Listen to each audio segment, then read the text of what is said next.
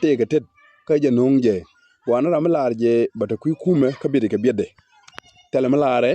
ka tele nyanga de lade that fine go aka je ko ku di fene duna men janok side men janok bata pan rami milar je be kuma de pen ka ba ni jen ke choke ka ba dorien ba dag jen be ba nang ni jen shan mar ke jaramo changa gad mi chane dab kel ka lab kel kona je chaka dak ma pek te ka da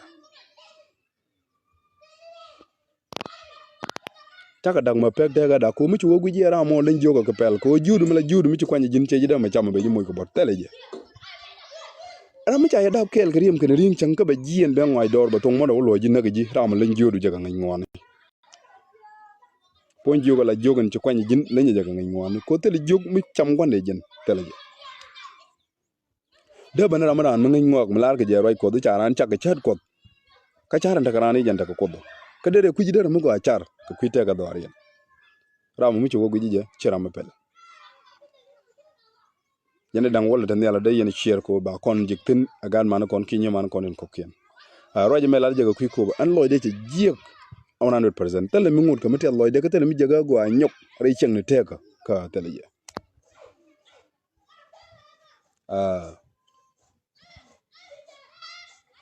mi shi jang tum na maka malesh mi kini video on chona won mi kini jak te ga bi chara tong won ba ka do banen ke network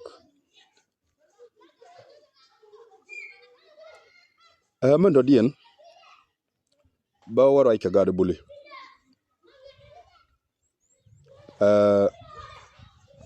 na me ewun mi chwal pul jang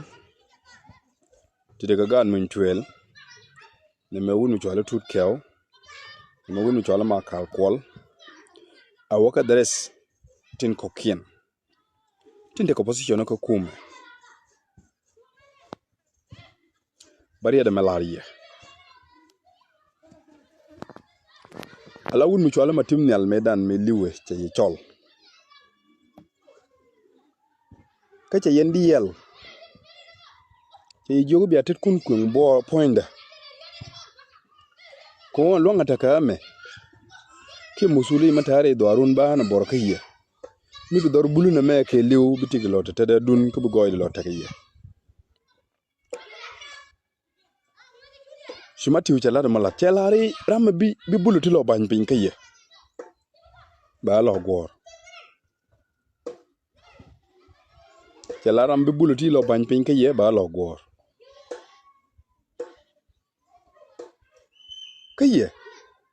ku yene le gujidi mi liw matip ka banye yo wech ka bia we lo ban pin bia we lo ko gwan me da yene cham rol bulu manan ke liw ki rol bentio ke liw en unity state shida ban gwan real makam gji jang ko biryang je ka do run budung din mi chemanda